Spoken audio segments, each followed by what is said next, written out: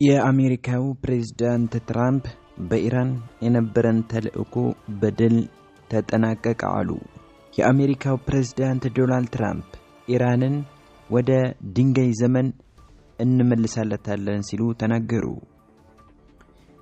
የአሜሪካው ፕሬዝዳንት ዶናልድ ትራምፕ ስምምነት ላይ ካልተደረሰ የኢራን የኃይል ማመንጫዎችን በሙሉ እንመታለን ሲሉ ገለጹ።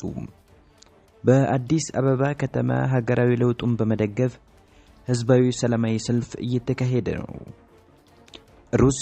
በሩሲያ በክሪሚያ ግዛት በተከሰከሰው የሩሲያ ወታደራዊ አውሮፕላን ውስጥ የነበሩ ሁሉም ተሳፋሪዎችና የበረራ ሰራተኞች ህይወታቸውን ማጣታቸውን ተሰማ።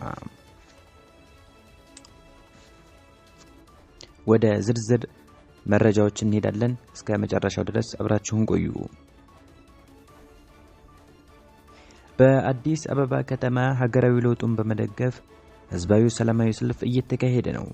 በኢትዮጵያ ሀገራዊ ለውጡን እውን የሆነበት 8ኛ ዓመት አስመልክቶ በአዲስ አበባ ከተማ አስተዳደር በሁሉም ክፍለ ከተሞች ታላቅ ህዝባዊ ሰላማዊ የድጋፍ ሰልፍ እየተካሄደ ይገኛል። የሰልፉ ተሳታፊ የሆኑ የተለያዩ ህብረተሰቦች ክፍል በመጋቢት 24 ተምሳሌታዊ ጊዜና መሰረታዊ እርምጃ የተመዘገቡ ስኬቶችን እያደነቁ ነው። በለውጡ መንግስት እየተከናወኑ ያሉ የልማት ተግባራትን በመደገፍ በቀጣይ የተሻለ ስራ እንዲሰራ ከመንግስት ጋር በተባበረ እንደሚሰሩ የሚያረጋግጡ መልእክት እያስተላለፉ ይገኛል።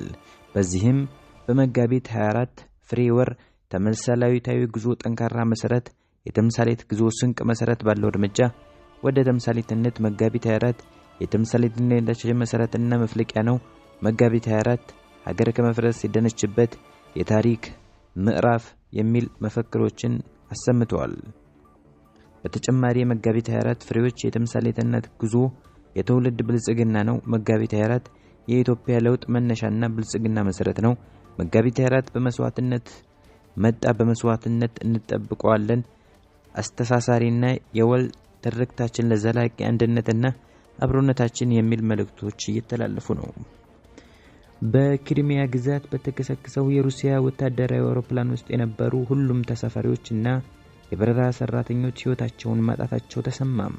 የሩሲያ መከላከያ ሚኒስቴር ባወጣው መግለጫ መሰረት AN-26 የተሰኘው ይህ ወታደራዊ አውሮፕላን 26 ተሳፋሪዎችና 6 የበረራ ባለሙያዎችን በድምሩ 29 ሰዎችን አሳፍሮ በረራ ላይ ነበር።